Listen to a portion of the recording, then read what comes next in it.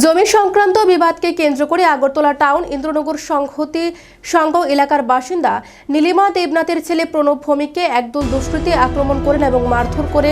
ঘটনার পরিপ্রেক্ষিতে নীলিমা দেবনাথ পূর্ব আগরতলা থানাতে একটি মামলা করেন। মামলার পরিপ্রেক্ষিতে পূর্ব আগরতলা থানা দুজন আসামিকে আটক করে। তারা হলো তপন ঘোষ বাবা স্বপন ঘোষ, অন্য আরেকজন হচ্ছে রজত ঘোষ বাবা স্বপন ঘোষ। পূর্ব আগরতলা থানা দুজনকেই পুলিশের রিমান্ড চেয়ে আদালতে পাঠানো হবে বলে জানান।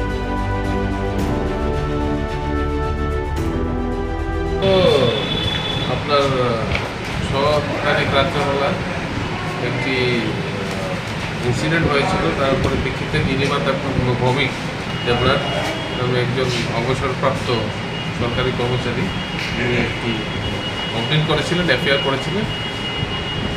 ওনার ছেলে প্রণব ভৌমিক, ওকে কিছু দুষ্কৃতকারী আক্রমণ করে ওনাকে ইনজুর করেছে প্রিভিয়াসলি।